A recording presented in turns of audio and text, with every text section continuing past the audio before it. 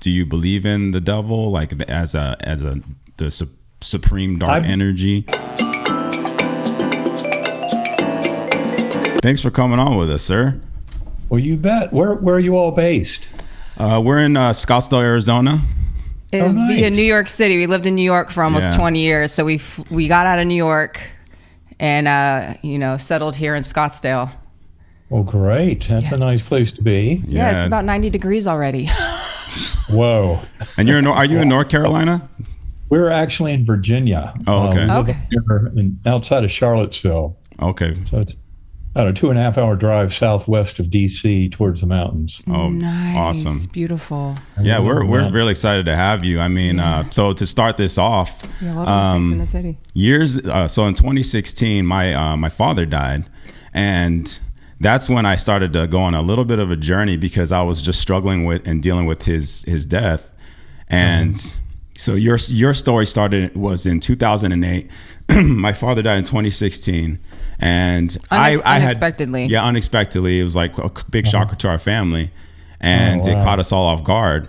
And so like I hadn't heard of you until that point, when I just I had a very surreal dream one night, and then that really like started me on this journey, going down the YouTube rabbit hole. And I found one of your videos. It was like one of your talks. It was like an hour and a half. I listened to the whole thing and I was like, wow, this is incredible. I know who you were already.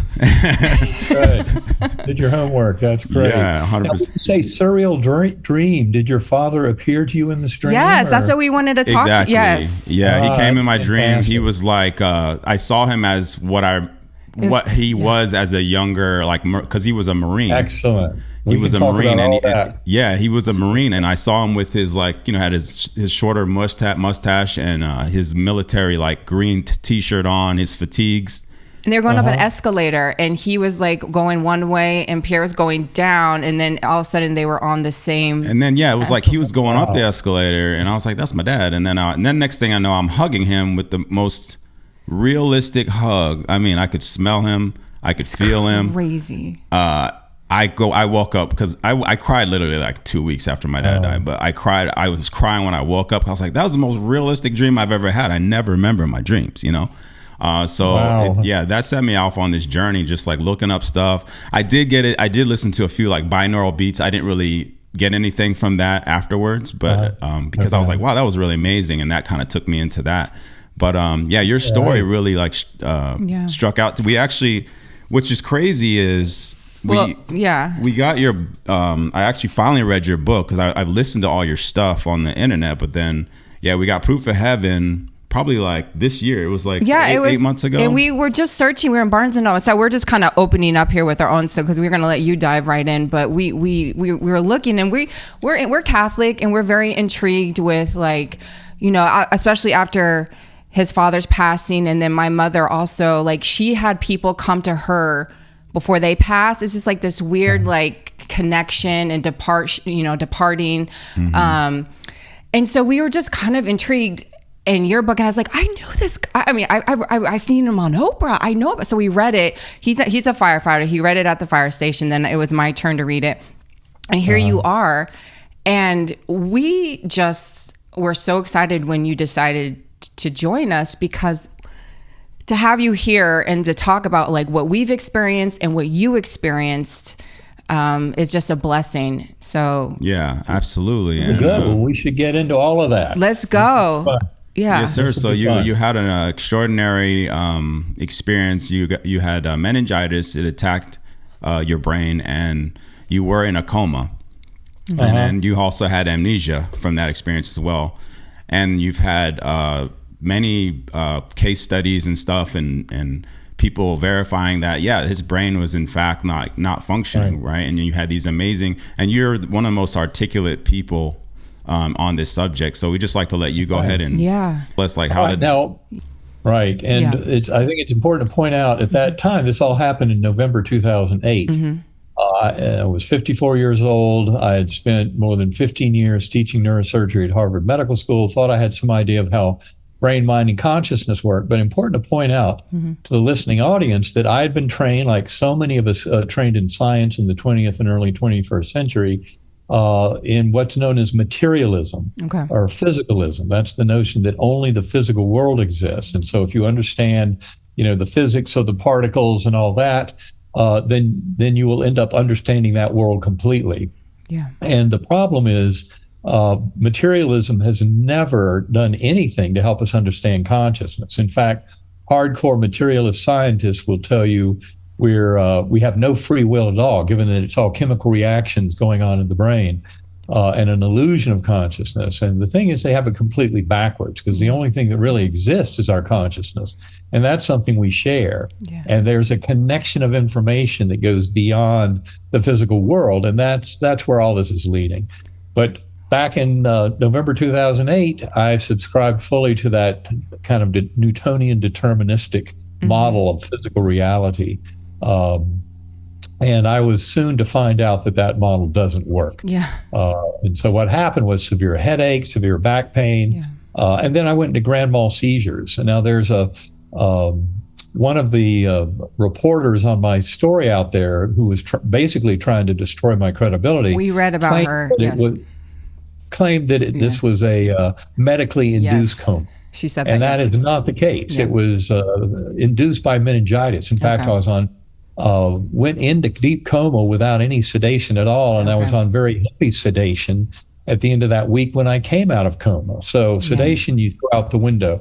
And that's why my case, I think, is so important to the medical community, because the documented damage to my neocortex was so extensive, not just what I talk about in book Proof of Heaven, but in a medical case report on my medical records. It came out in September 2018 in the Journal of Nervous and Mental Disease. And it was by doctors Serbi Khanna, Lauren Moore, and Bruce Grayson. And that case report made it very clear my brain was in terrible shape. The entire neocortex was under attack. And anyone who reads that will realize that, I would not have any chance of having a dream or hallucination with the brain that impaired. Yeah. And so where in the world did this incredible experience that I ended up having, where did that come from? And how did it happen at a time when my brain was demonstrably offline?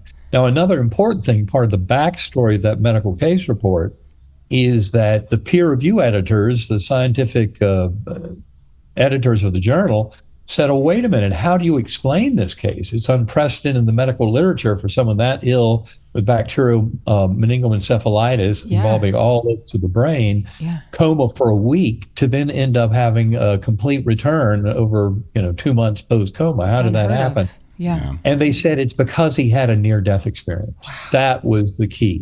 So that was our kind of scientific explanation. And that's a very important statement. Yeah. Because materialist scientists have been trying to peg these things on the atoms and molecules and substance of the brain. And yet the evidence is all over the place that our conscious awareness is not ultimately created by the brain, but is filtered in by the brain. That's very different. And in fact, long-term memories are not stored in the brain. So that's kind of where we're going with all this. But I'll now briefly get into, what I went through back in November 2008.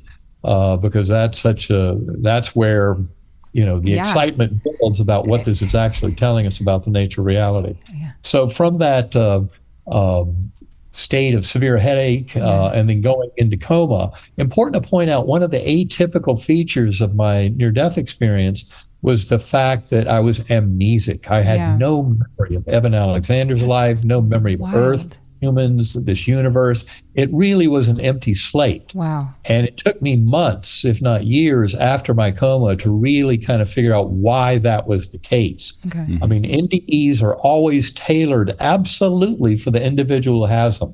They have no other existence in the universe, except when you study them scientifically in large groups, you find tremendous overlap and kind of correlation between these journeys that show us it's a real realm. It's not some imaginary dream world, but this is absolutely a realm that's in many ways much more real than this one. And that's what I was about to encounter. It started for me in this very amnesic state in what I call the earthworm eye view, very primitive, coarse, kind of unresponsive realm. It was like being in dirty jello. And I had no memories of my life. I had no body awareness at all. I was simply a speck of awareness, of existence. an observer. And what I witnessed was just this kind of dark, foreboding underground world. But the good news is I was rescued by this slowly spinning white light. They came towards me, packaged with a perfect musical melody. And that white light opened up like a rip in the fabric of this ugly earthworm eye view realm and led me up into this brilliant, ultra-real gateway valley. Wow. Now, this is where things get pretty much indescribable. You've often heard that these journeys are ineffable. They're beyond our language. You know, our words are pretty good for describing a trip to Disney World. They're not quite so good for this kind of extraordinary spiritual journey. And one of the things that makes it so difficult is when you're in that realm, you're actually in a timeless realm. It's a realm of eternity, and where you can see all the events of your life, birth, death, everything in between, past lives, future life potential, etc. Every bit of that is manifested simultaneously for you. And so much of the interconnections and reasons for things happening and deeper causes connecting all these events become apparent. And that's one of the things that's just so shocking. Now, in my case, I was not to have an Eben Alexandar life review because of the amnesia, but I was able to witness life reviews and reincarnation in very powerful fashion. And I often point out to people that even though your prior religious beliefs might influence how you narrate the story, they don't influence the content. And you often have people coming back, and this can include atheists and agnostics, what have you, whose kind of spiritual beliefs are radically altered by this kind of journey in a very positive way. That's one of the things that's so impressive to psychiatrists and other physicians who care for people, is they realize that the amount of healing and transformation that comes from a near-death experience goes far beyond anything we've ever been able to accomplish with any kind of medical treatment or intervention. So it's kind of a self-healing way, but it has to do with discovering more about who we truly are, our grander sense of self, far beyond the little ego voice. I love how Michael Singer in his book, The Untethered Soul, he calls that voice in your head your annoying roommate. That voice in your head is not your consciousness. Your consciousness is your awareness of that. And that awareness can be far richer and wiser than the simple thought machine of our little linguistic brain and our ego mind. And this is why I encourage people: meditation, centering, prayer. These are the ways to come into a fuller knowing of this connection with the mind of the universe, with that God mind. And we can talk about that a little later, because I have very specific techniques. Sacredacoustics.com is what I use for meditation. But the reality is, in this deep coma experience in that Gateway Valley, I mean, it was kind of a shocking reality. It makes this world look very much like a dream state. Interesting. That world is sharp, crisp, alive, real, detailed, transformational. And when people have these experiences, what you find is 20 years later, the memories of the experience are still there, unchanged from what they were when they first happened. These memories are much more like real lived events, and very impressively lived events. That's why people remember them so well. Now, in this beautiful Gateway Valley, I was a speck of awareness on a butterfly wing. There were millions of other butterflies looping and spiraling in vast formations. And below us in this meadow were thousands of beings dancing. Lots of joy and merriment. I even remember seeing children playing and dogs jumping. I mean, incredible festivities, all being fueled because up above were these swooping orbs of angelic choirs who were emanating chants, anthems, hymns that would just thunder through my awareness. But it was a sense of awe and majesty and of being in a spiritual home. It's astonishing. Thousands of people wrote to me after reading Proof of Heaven, talking about how my words and my journey awakened in them a memory of something that had been buried deep in their subconscious about their own kind of soul journey. And that's what I think is so reassuring about all this, is we've all been there.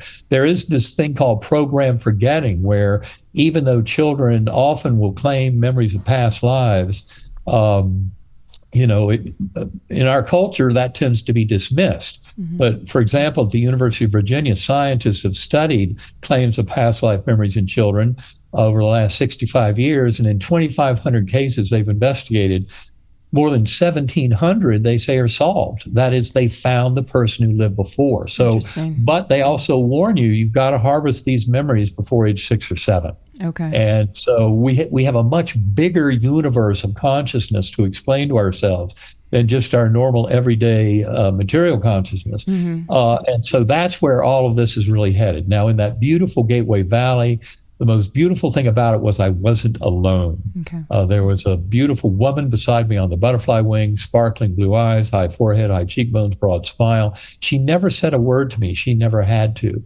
Her emotional truth was delivered telepathically right into my mental awareness. And I think the message she gave me was the most fundamental message I was to bring back to this world. And when I wrote her the thoughts that came into my awareness, put them into words weeks later, I translated it as, you are deeply loved and cherished forever. You have nothing to fear. You're richly cared for. And also, as I put it in the book, Proof of Heaven, you can do no wrong. Yeah. Now, I wish I had explained that better Yeah. because I knew where I was in that journey, in that beautiful ambience of love and light and unconditional love and the God force, that the pathway forward is optimal when we treat others with unconditional love, kindness, mercy, respect, and acceptance, and when necessary, forgiveness. Yeah. And so that's what I meant by you can do no wrong, is we know that from the life review, it's basically treat others as you would like to be treated. That's the fundamental lesson. If you hurt another, you're hurting yourself. That's the ultimate part of all of that we come to understand in NDEs. So for me, this beautiful message from this guardian angel was absolutely crucial, but those who've read the book Proof of Heaven will realize that there was much more to that story, especially as I discovered the identity of that beautiful guardian 4 months after my coma. Yeah. So I won't go into all that right now, but bottom line is, so in this journey, I would ascend. I remember what I sensed is what I call the breath of God, or the divine wind blowing through the scene. And even though the elements as I would describe them would stay the same, it was a complete awakening in me of that divine force, that God force that is so infinitely loving and so deeply personal. Yeah. And that's where the real power of all this comes from, is you come to realize that God force is never separate from us at all. And in fact, as my journey continued, I remember seeing all of four-dimensional space-time, this material world collapsing down, and then all of that region of deep time, as I said, where birth, death, everything in between, all of it is simultaneously presented because you're in an eternal realm. All of that was collapsing down. And I then ascended through this light portal that was created by the music of those angelic choirs. And that took me to higher and higher levels, seeing all this collapse down into a complex oversphere as I entered what I call the core. And the core was an infinite inky blackness. It was filled to overflowing with the abundant, healing, unconditional love of that creative God source. Wow. And I came back from it all realizing it doesn't matter if we try and label that force as God, Allah, Brahman, Vishnu, Jehovah, Yahweh, Great Spirit, all the names people use for that force is kind of almost pretending that we can kind of own it and define it, which is further from the truth. I mean, that is the ultimate source of creation. It is absolutely a source of unconditional love of the Creator for the creation. And when I witnessed in that core realm how my very conscious awareness was directly sourced in that God force at the core of the universe, I realized that all of us are that deeply connected. We're never separate from that force of infinite, unconditional love, wholeness, and healing. Wow. That was a great revelation. And one of the visions I had that really made this all come clear to me was what I call the Indra's Net vision. And that was, I would tumble back down from that core realm to the earth were my view. And by remembering the musical notes of the melody, I could conjure up those light portals and ascend back to the Gateway Valley, always welcomed by that beautiful guardian angel. And then the angelic choirs provided yet another portal back into the core. Many lessons to be taught and learned.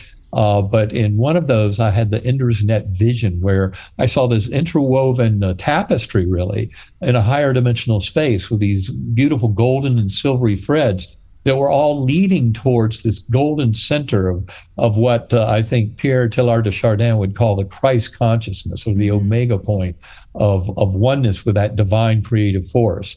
And In the Indra's net vision, it was clear to me how we go through multiple incarnations in the process of growing as souls towards this oneness with the divine. It's all about that healing force of love. And the other thing of importance was this is not like the kind of Buddhist interpretation of reincarnation, where it's basically you're trying to get off the wheel of suffering, because this is a much more grace-filled and kind of God-filled version of progression, transformation, evolution of consciousness itself. Yeah. As all of us contribute to this evolution. And I'm not sure if you're familiar with Pierre Teilhard de Chardin's book in the mid-20th century.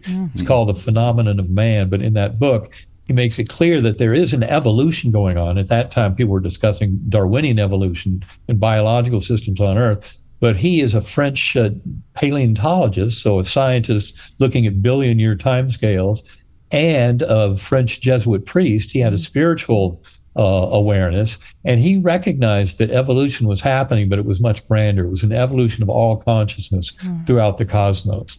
And he called it a Christ consciousness, although that doesn't have anything to do really with Christianity in its modern definition, but something far grander for that Christ consciousness and what it really means. Wow. At any rate, so I would cycle back through these levels and ascend back up through these musical portals until finally, as I'd been told every time I entered the Corps, you're not here to stay. We'll teach you many things. You'll be going back.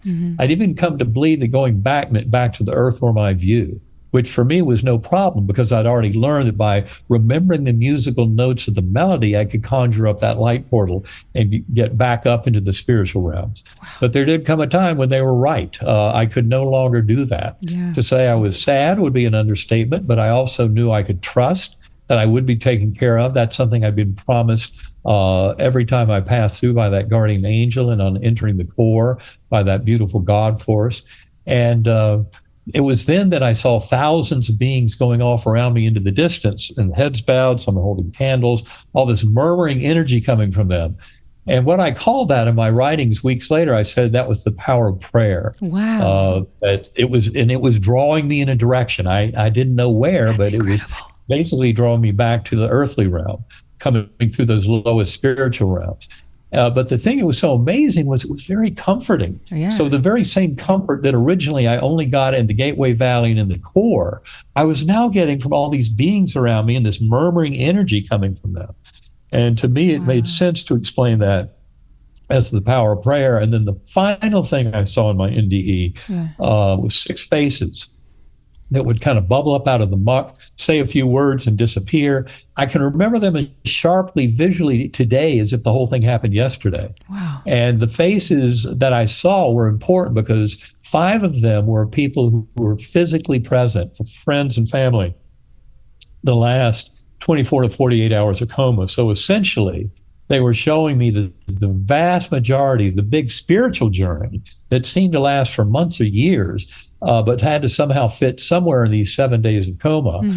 Actually, the main part of the spiritual journey was between days 1 and 4 or 1 and 5 of this long coma. And I talk about the timing of that in the books, not only Proof of Heaven, but in Living in a Mindful Universe. But at any rate, it was the last face that really got my attention. That was of a 10-year-old boy.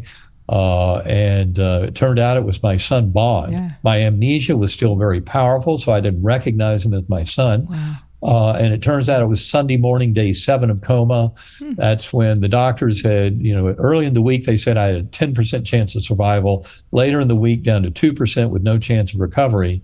And that's when my family knew it was very bad news. They protected Bond, 10 years old, from the worst news during that week. But he overheard that family conference, and he knew things were now much worse than he'd been told. That's when he came running down the hallway, pulled open my eyelids that were taped shut, so I was lying there on my ventilator. And he started pleading with me, "Daddy, you going to be okay? Daddy, you going to be okay?" As if somehow that would make it so. And I promise you, I didn't see him with my eyes or hear him with my ears. I was far too gone from this world. I mean, when he had pulled my eyelids open, one eye looking over there, one eye over there, neither pupil working. Anybody in medicine knows that's a horrible picture. But at any rate, he got through to me.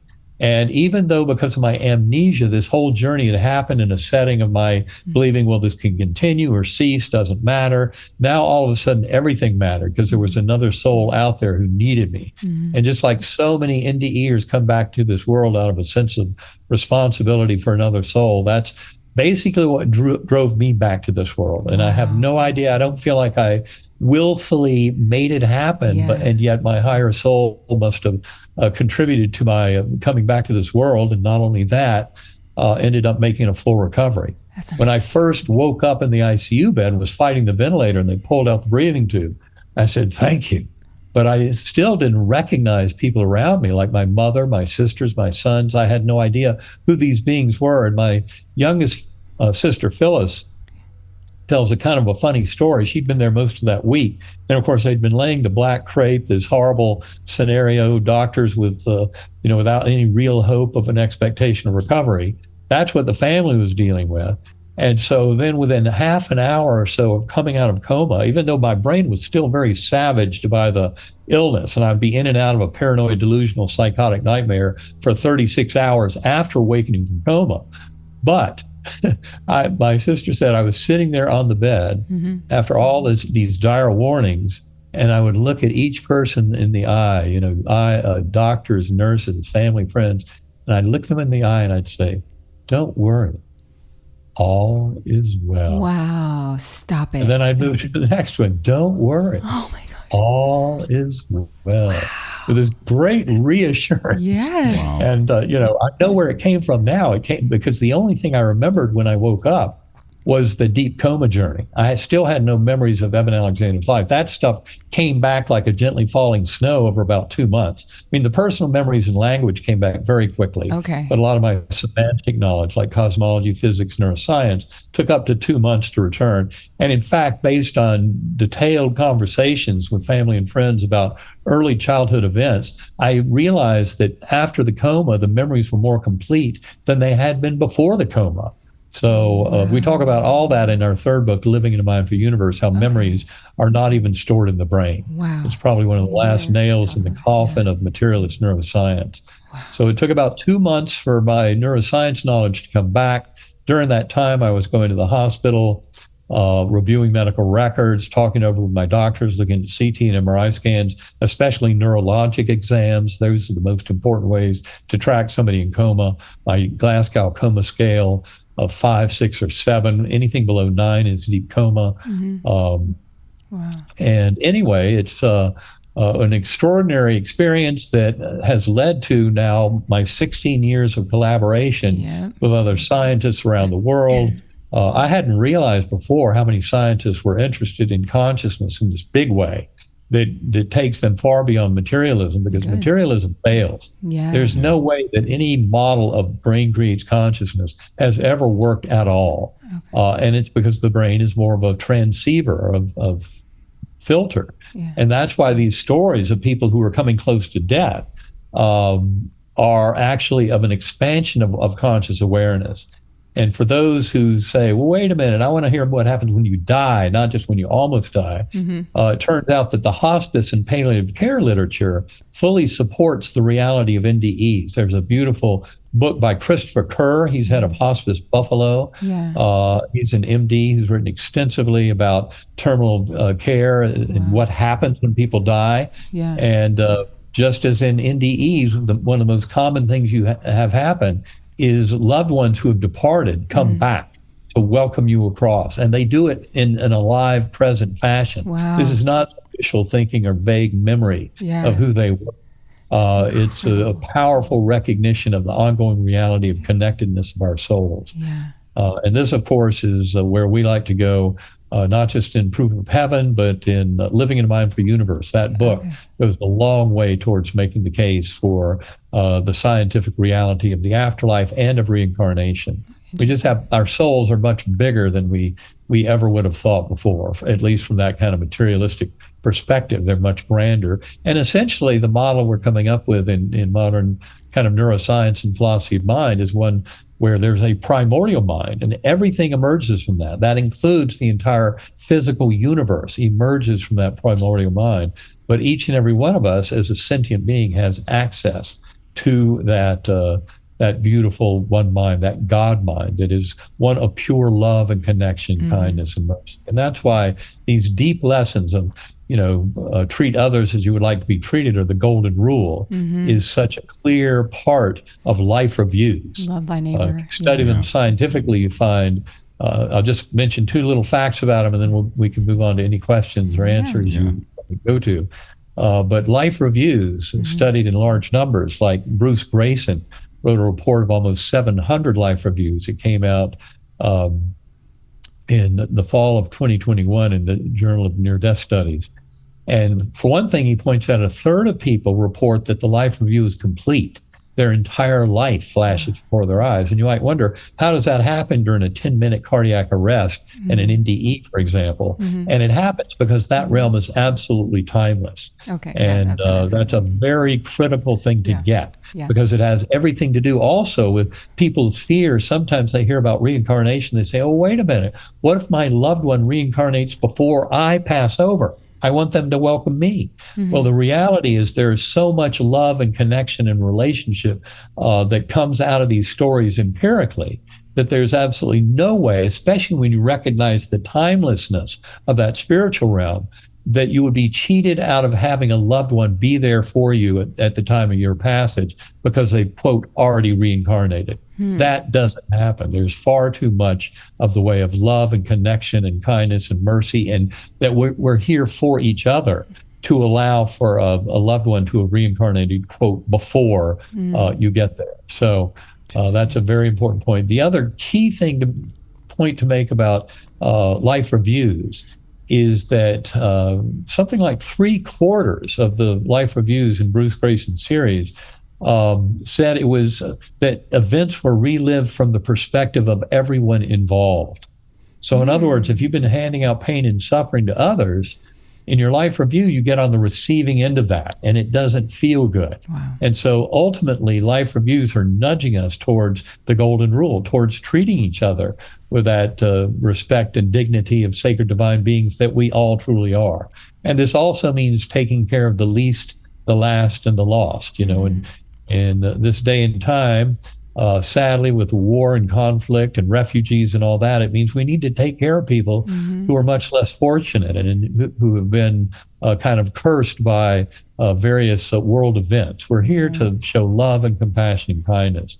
And that really is the deepest lesson of the NDE community. Yeah. And now that the scientific community is getting on board in supporting the reality of these kind of journeys, I think a big wake-up call is in order for the world at large. And it's one that is long overdue. And, we've had 5,000 years for religious systems to teach us the golden rule. So maybe now the science of consciousness through the lens of near-death experiences and other similar extraordinary experiences will help us get to that point of truly learning this beautiful lesson of connection and love. Beautiful. Yeah. So we have a million questions. Yeah. Now we read a book by John Burke, and his book, he talks about Dr. Mary Neal. There's a kid also, 4-year-old, I think his name was Colton Burpo. These people are seeing like actual Jesus, and we're Catholics, so we look at things like reincarnation a bit differently. I'm sure you come across that where people are like, you must get that all the time. Against my, or like, what are you talking about? And it's nothing against what you experienced or like doubting that. It's just kind of like it's just obviously everybody has their views on what it is. And it's just listening to it and then hearing these stories of them meeting Jesus. They actually meet Jesus, and your experience is a lot different. Like, what do you say to, I know you kind of touched on it about ideologies, but what do you say to Christians that are like, whoa, I don't know about that one? And all I say, first of all, remember that Jesus knew fully well about the reality of reincarnation. He knew that John the Baptist was reincarnated from an earlier prophet. And so in those days, and to Jesus Christ, Jesus of Nazareth, reincarnation was part of life. It was accepted and known. Now, it turns out, though, that at the Council of Nicaea, Constantine, the Romans realized now 2 centuries into Christianity that it wasn't going to die and go away. And they were amazed that Christianity had this incredible staying power. And so during the Council of Nicaea, they were trying to codify Christianity, and Constantine in particular realized that any talk of reincarnation potentially took the power away from the church and the priest and put that power in the hands of the individual soul. And they said, wait a minute, this is going to terribly interfere with our ability to control people through Christianity and through a religious ideology. So Constantine made any talk of reincarnation punishable by inverted crucifixion. It was the most cruel form of execution that he knew of. And he didn't want this talk of reincarnation, which was very commonly known back in Jesus's time. He wanted to prevent that from moving forward to enhance the Roman, the Roman influence on Christianity. So don't think that reincarnation is forbidden from the viewpoint of Jesus of Nazareth. It's not at all. And that's an important thing to get. The other thing is I really didn't know about the scientific literature on reincarnation before my coma. And I only learned about it after that. And specifically, if you go to uvadops.org, the University of Virginia Division of Perceptual Studies, you'll find a website devoted to all their academic publications, books, etc. They've done tremendous work in this field. And as I said, in 2,500 cases of past life memories in children that they've investigated over 65 years, 1,700 they actually found the person who lived before. Wow. So you can say, well, I don't remember past lives, and that's perfectly fair because most of us don't. And Jim Tucker and Ian Stevenson, the doctors who have done most of that research, will tell you, you have to harvest these memories before age 6 or 7, because after that, they're covered over. And people don't remember past lives very well. The memories can come up in an NDE, they can come up in meditation, they can come up in hypnosis. So there are ways that those memories can be recovered. They can come up in dreams. But there's a reason, I believe, that we have this, what I call programmed forgetting. That, we come in as young children, we might have memories of past lives and between lives, but for whatever reason, at the current level of human development, we're supposed to forget that stuff to live these lives. And for us, it gives us skin in the game. But ultimately, if you say, well, I don't believe in reincarnation, you're fighting a mountain of data in the scientific community that says reincarnation has happened, thousands of times that we can document. And I'm not putting it to me as a Christian, it doesn't alter things at all because it's still all about love, kindness, compassion, mercy, taking care of each other, unconditional love. That is the big message from NDE. There's a lovely book by a friend of mine, Robert Coppes, Coppes, where he's very knowledgeable about NDEs. And his book is called The Essence of Religions. And what he basically does is he takes the 3 Abrahamic faiths, Christianity, Judaism, Islam, and Hinduism and Buddhism, and he compares them with the lessons of NDEs. And NDEs he views as kind of the gold standard. They're the ultimate optimal presentation of this kind of knowledge and information to human beings. And then he looks at how the various religions have come close to that gold standard of NDEs. Certainly Christianity is a very powerful and much aligned way of thinking about this. Once you realize it's all about love, and also an acknowledgement that it's not just saying that you believe in Christ, that ultimately you need to emulate as Christ did. And that's more of the deep lesson. And to me, this doesn't really contradict Christianity at all. You can argue that it contradicts, our modern interpretation of Christianity and the Council of Nicaea and Constantine's influence, but it doesn't violate one bit the teachings of Jesus of Nazareth. And that's what I think is so important to point out here. And to me, the whole thing folds beautifully into everything I was taught growing up in a Methodist and then an Episcopal church. And that is, accepting in the obvious fact that Christ knew that John the Baptist was a reincarnated prophet. So reincarnation is not a violation of anything that Jesus of Nazareth taught. So we can just move forward with a full acceptance of this scientific support of the reality of our soul. That's basically what reincarnation and NDEs and all of these stories, after death communications, the hospice literature, every bit of it fully supports a loving Christ. But it also tells us that it's emulating the love of Christ that makes a difference. For example, I have a very close friend, Anita Morjani, who had an NDE. She's Hindu. She had a loving, beautiful, loving experience and was cured of her lymphoma. Oh, wow. And, some of my some people in my audiences would say, well, wait a minute, she didn't believe in Jesus Christ. So how does that happen? Well, it happens because it's by following the love, the connection of love, kindness, compassion. That's the ultimate message Christ was giving us. Not stomping around saying, you got to believe in me if you want to get to heaven. That came from people later trying to kind of codify Christianity in certain ways. I will tell you that for me, I've gained some insight from reading beyond the typical biblical references, going to some of the apocryphal texts, like the Book of Thomas. I've read some of Elaine Pagel's work that to me kind of opened my mind to a bigger interpretation of Christianity than what has been handed down to us by the modern church. But don't believe for one second that the deep, profound message of love coming out of NDEs violates anything whatsoever taught by Jesus of Nazareth. Because that is just not the case. Interesting. Well, I kind of want to go back to when you first got into your coma in your house, or you just started having your seizures. I'm very curious about that. You said there's no time. There's no time up there, but you said you were in a coma for 7 days. So again, it's like, was it like 7 days for you? Did it feel like 7 days, or is it like this is 5 minutes in a 7 day? Like, I know time here and there. What it felt like was months or years. Really? But of course, you got to remember that I was essentially starting over at zero. Wow. By having no memory, no past. Okay, that's right. Okay. Everything was in the moment. You're okay. And I was living an eternity in every moment. Interesting.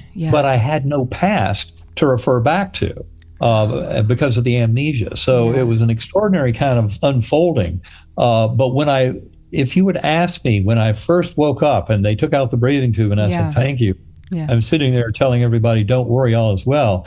If you would ask me then how long I'd been gone, for one thing, I would have been confused because I wouldn't even realize what you meant by gone, but I would know you were referring back to what I had just experienced, this spiritual journey in coma, and I would have told you months or years. It was a very long, detailed, incredibly rich and kind of convoluted and involuted self-referential system of examination and multiple passages through all those layers that I talked about.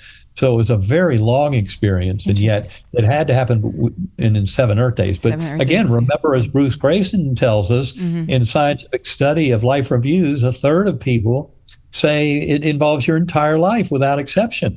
Wow. So how does that happen in a short period of Earth time? Well, it's because that realm is completely beyond Earth time. In fact, our flow of Earth time in many ways is kind of an illusion introduced by consciousness itself. And they say too, and we've read a whole bunch of different people's near-death experiences. A lot of it, and you've alluded to this, you can't describe what you see. There's nothing in this world that could ever describe. You hear a lot about the colors, the sounds. I mean, again, we're just so small here compared to what's awaiting us, and to even try to articulate it here in this world is, you just can't. Like you said, it's like, it's not like Disneyland. It's ineffable. Yeah. But I think it's important to point out that that I look at that world, especially that kind of middle level, the Gateway Valley, is very much like Plato's world of ideals. If you study the ancient Greek philosopher Plato, who was writing in like 300 BC, you'll find he has this allegory of the cave, where everybody is watching shadows on a cave wall coming from a fire. But they're seeing shadows of events that are occurring out in reality. But they're only seeing the shadows. And so what Plato is arguing is that there's a world of ideals, a world of form. And I would say that in many ways, that's what this Gateway Valley was. It was a world of ideals. And so people often ask me, well, can you remember the music? I often talk about the music that I used as kind of associated with these light portals that took me between spiritual levels. And no, I can remember the quality of it, but it's a music that you could never have in our four-dimensional, space-time. The physics of this world only allows certain vibratory modes and kind of experiences of sound and music. But in that world, it's the ideal. I think that is the world that composers, for example, musicians, in their meditative states and their dreams, when they're going for a new riff or a new kind of musical, a musical pathway or what have you, that they're basically getting into this world of ideals. So it's kind of a world that's open to all of us. And this is why I recommend meditation, centering prayer, going within. Once you realize that your mind is not simply, the result of chemical reactions and electron fluxes in a 3.5-pound gelatinous mass floating inside your skull, but you're sharing the mind of the universe, that's when things start to get much more interesting. And you realize, well, maybe meditation and centering prayer would be of some interest. Maybe there's more going on there than I think. And what I can tell you is, yes, that's the case. And I realized within the first 2 years after my coma, I'd read 150 books, quantum physics, spiritual traditions, East and West, trying to get a deeper understanding. And I realized, no, the only way you're going to have a deeper understanding is exploring your own consciousness. I knew I had to get into meditation. At the time, I had just read an article in Scientific American, I think it was September or October of 74, by Gerald Oster. It's called Binaural Beats in the Brain. And it's all about the circuits in the lower brainstem that are used by groups like Sacred Acoustics. If you go to sacredacoustics.com, you can learn a lot more. But the reality is that oscillating circuit in the lower brainstem is kind of the magic that allows your consciousness to break free of the illusion of here, now, and sense of self. And I've learned to just ride those tones of the Sacred Acoustics audio files that causes powerful oscillation way down in my lower brainstem. And, when you think about it, hypnosis has used oscillations in the brainstem for ages to, like a pendulum, and your eyes moving to watch the pendulum, that is causing an oscillation down in the midbrain. And it turns out with Sacred Acoustics and other binaural beat brainwave entrainment, you're actually just going to a much more primitive level, which means you're getting a much more powerful effect with these oscillations. You're way down in the medulla, which is the lowest part of the brainstem with the superior olivary nucleus. That's where the Sacred Acoustics tones are causing this oscillation. And what you find, it doesn't work for everybody, but it certainly works for a lot of people. If you read the testimonials at sacredacoustics.com, and you'll find a lot of people getting tremendous benefit. It's what you're trying to do is get into a hypnagogic space, that is between awake and asleep. So you're at a space where you're no longer bothered by that monkey mind, the little voice in your head. And that's something that I've learned to easily tune out, using Sacred Acoustics tones, just by riding those tones. But they're a very powerful way of getting into a deep hypnagogic space. And that's where we can get creative. That's where the universe really offers up a tremendous amount of information. And so often in a meditation, my little ego linguistic voice might state a request, put out a question, what have you. But then I've learned to ride those tones of Sacred Acoustics, get into a very deep space between awake and asleep, where the universe can then offer me answers and observations that contribute to my understanding. It's a very different process compared to, when we think our way to an answer, when we follow the breadcrumbs of logic and rational thinking. This is a way of opening up to the universe and saying, I want to answer to some really big, tough questions. What seed material will you give me to help in my understanding? And that's where this kind of meditation can be very helpful. I've used it, Sacred Acoustics, an hour to a day for the last 11, 12 years, something like that. A very powerful technique for returning to my NDE, recovering many of the kind of lessons, but also cultivating a relationship with, for example, that beautiful guardian angel. And I describe in Living in a Mindful Universe how I finally encountered my adoptive father's soul. My adoptive father was very important in all this, a globally renowned neurosurgeon. He had passed over 4 years before my coma. And he was nowhere to be seen in my near-death experience. But when he appeared to me in meditation 2.5 years after the coma, he said the reason he could not be apparent to me during that NDE was because I would have tended to dismiss it. You know, in spite of the 1 in 10 million diagnosis of E. coli meningitis in an adult, in spite of 1 in a billion recovery, if I'd seen who I wanted to see first and foremost, I would have said, oh, yeah, you just see who you want to see on your way out. I guess it's a wishful thinking, a hallucination. That's why the universe took me much deeper and showed me a guardian angel who I'd never met in my life, but she was very important to me. And that had to do with my adoption history and my birth family. Wow. So I was going to ask you about that as well, but before I forget, I have a question too. I'm wondering, like, because I thought about, I have listened to binaural beats, like I mentioned before. And I'm like, do you ever worry that, because I've had some negative experiences in the past, like maybe a little supernatural, but have you ever been worried that you could be allowing some kind of negative something, you know, coming into that space, that you're that frequency? I'll tell you why and how. For one thing, I was blessed to have this NDE, you know, before I ever started doing all this, you know, by meditation, prayer, etc. And that NDE showed me very clearly that there is an ultimate power in the universe. That God force is not confronted. You know, at the deepest levels in the core realm, that God force of pure love was absolutely undiluted. There is no competition for that. So in other words, yes, the earthworm eye view, there are some kind of primitive levels we go through in the spiritual realms in getting there. But when you know in your heart that that God force is with you and is you, you have absolutely nothing to fear. And yes, there can be negative entities that you encounter. In many ways, I love how, for example, in some of the literature on Tibetan dream work, they talk about how some of those demons that you initially kind of encounter, you know, maybe in meditation or in a near-death experience, what have you, how there are various kind of aspects of your soul, and they're only there to help you, even though they can appear evil, they can appear kind of diabolical, but they're only there to help kind of nudge you towards that greater realization of the infinite power and love you have by being a creation of that God force. So you never have anything to fear, even though you might encounter.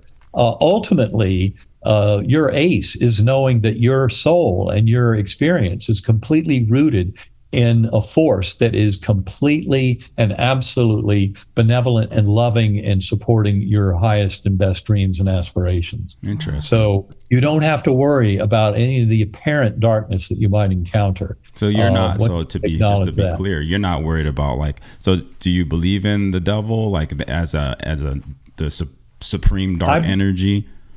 I do not, because I think this is borne out by near-death experiences, and in fact, it's kind of shocking when you study them. You know, in our very materialist, egocentric, narcissistic culture, how willing souls are to let go of this world to embrace and bathe in that beautiful world. And yet, as we just said a little while ago, souls often come back to this world to help other souls. Now, what I realized in my journey is that this is where we get the work done. This life, temporarily blinded to what our higher soul knows about the bigger aspects of our eternal existence. But this is where we get the work done. You know, life reviews and between lives is only kind of a course correction. That's an ability to maybe get as much progress out of this recent lifetime as possible before we dive into the next one. But it's important to get that this life is important. That's why, you know, murder and suicide in many ways are violations of this kind of natural order that allows for people to live their lives out. And There are lessons that are learned through those hardships and difficulties, but ultimately, this is all about nudging us towards this oneness with the divine that doesn't involve any kind of eternal hell or damnation. To me, the apparent evils, the apparent darkness that we see in the human condition are all things that only emerge way out here near the periphery. But as you're getting deeper and deeper to that core, it's all oneness and love and kindness, compassion and mercy without exception. Yeah. So you really have nothing to fear in these kind of journeys. In fact, I came back realizing, for example, that some who I had seen before my coma as a nemesis, as my enemy, as someone who was preventing me from getting something in life, my coma journey showed me very clearly that we were simply near and dear soul mates, and that we were trying to teach each other especially difficult and challenging lessons. And that's what made us appear to be so much at odds. And yet I came away realizing the value of that statement I made 20 minutes after waking up from coma: all is well. That acknowledgement that when you have this big, much bigger perspective of all that's happening, you recognize it's all for your good. It's all for you to grow and learn from and teach, and to help in the evolution of consciousness itself. So I've come to embrace the hardships, embrace the apparent darknesses and evils, but doing that from a position of authenticity in my heart, knowing that ultimately that my very awareness and existence is rooted in an infinitely loving God force, a pure, unconditional love, kindness, and compassion. And my duty as a soul waking up to all this is to do my best to bring as much love, compassion, and kindness from that realm into this realm as I can through my thoughts and actions. And that's, again, why I encourage people to meditate, go within. You'll start finding this very beautiful, peaceful core that is there for all of us. The ego, remember, if the ego's in charge, ego has fear and anxiety. All addictions are basically ego diseases. Your ego is not your ally in this. So letting go of the ego and kind of embracing the higher good and taking care of others, showing love, compassion, and kindness, even in the face of adversity and apparent darkness.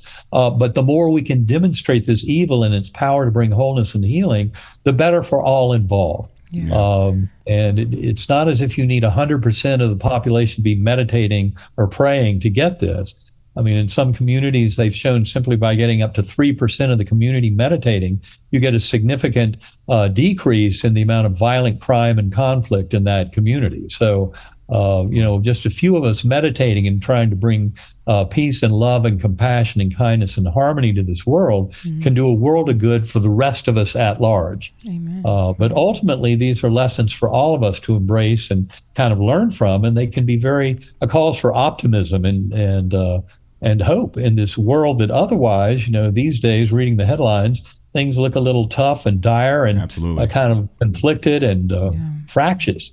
And yet the reality is we all have the power, certainly within ourselves, to come to this deep, harmonious center of peace and love, and then to start bringing that into our lives and into the world at large. Wow. Well, I know we don't have much time with you. I do have 2 questions to end. Is that okay, babe? I had one. Oh, Can you do one? I do one? No, you've asked one. You got time. Okay, good.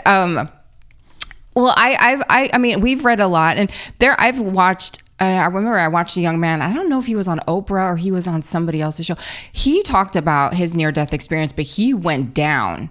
So I've read some too where they do experience this terror of like maybe they were in a gang or maybe their lives were not where they should be here in this world, and they went and they came back. I think he was shot or something in a gang violent type of scenario, and it was like scared straight. I mean, he was brought down to this terror and pain, and he felt like you said the what he afflicted on other people, and he had to feel it internally.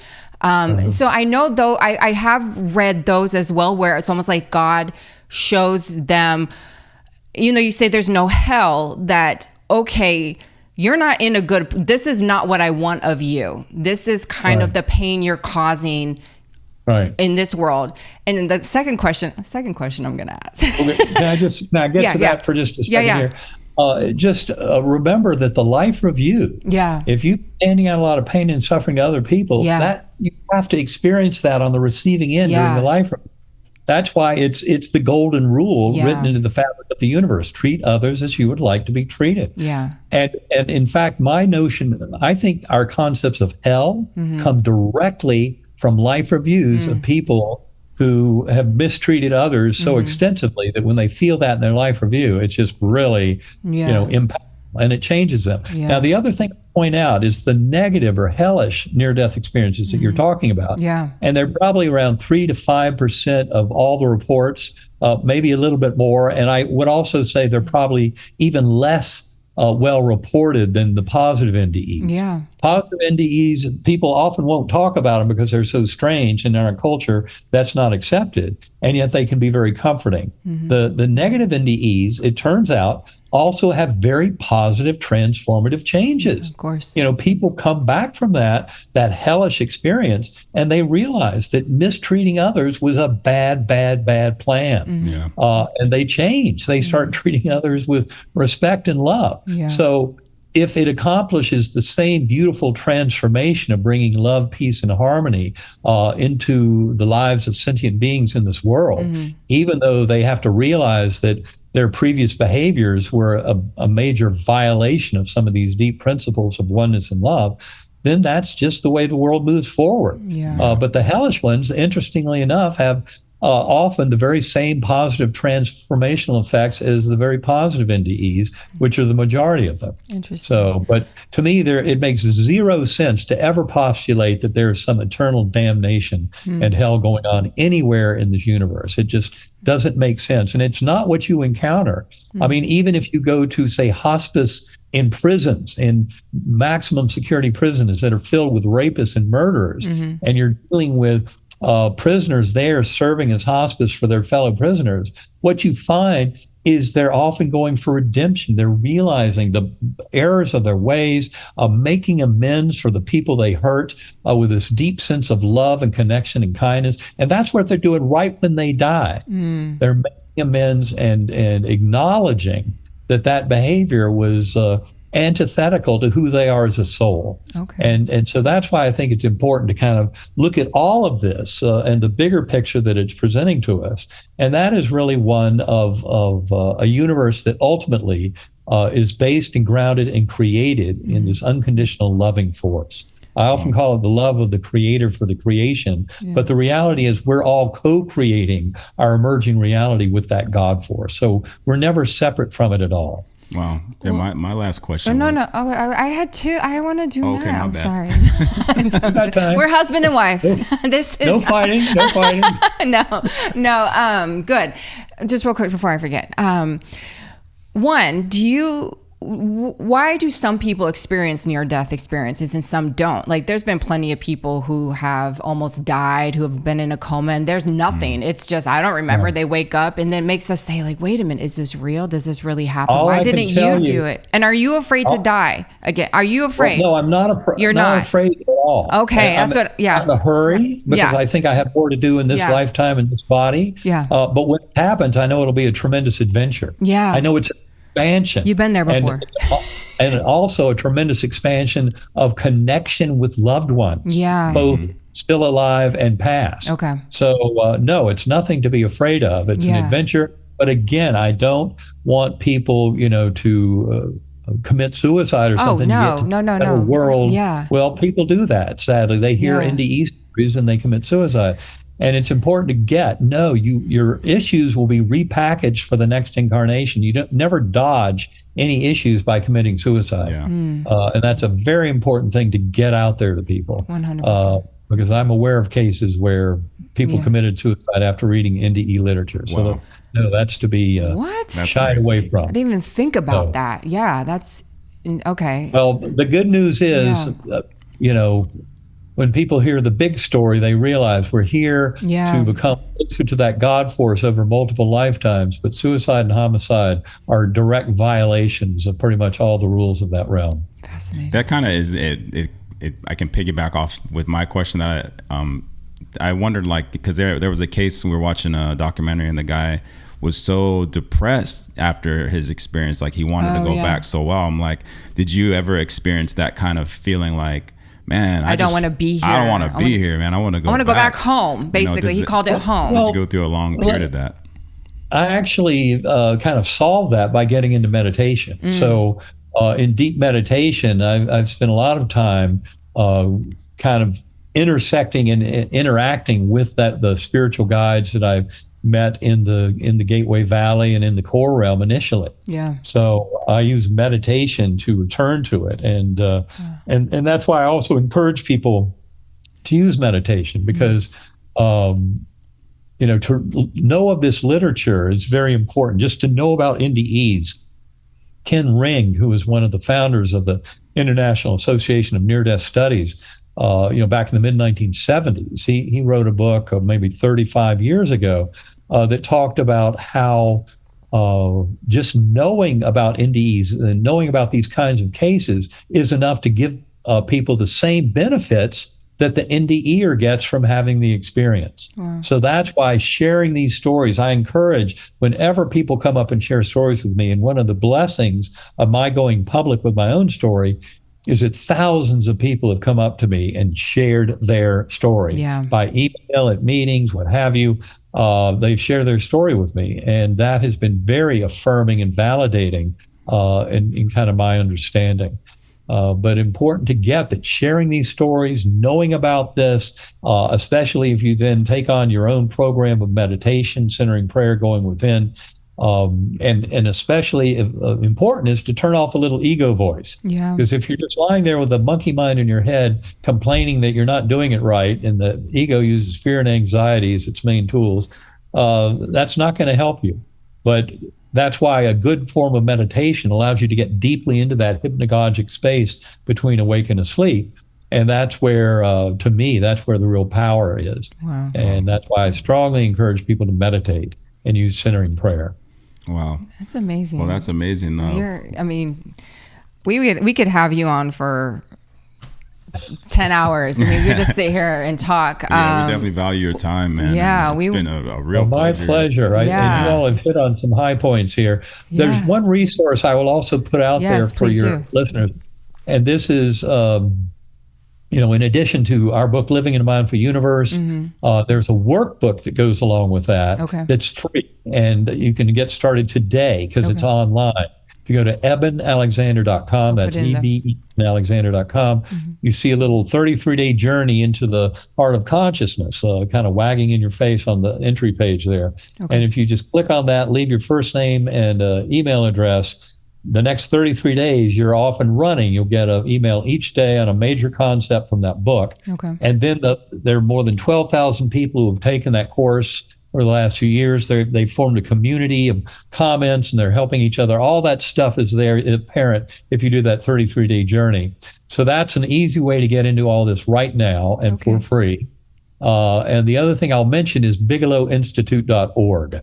That's a website that has 29 scientific essays proving the reality of conscious awareness after permanent bodily death. That is scientifically proving the reality of the afterlife. A lot of them touch on the reality of God, on reincarnation, things like that. But it's all about a bigger scientific understanding of the nature of consciousness, which is cause for great celebration because this is all about coming to understand ourselves and each other and our reasons for being much more fully. And that's where the world can really open up and become very satisfying.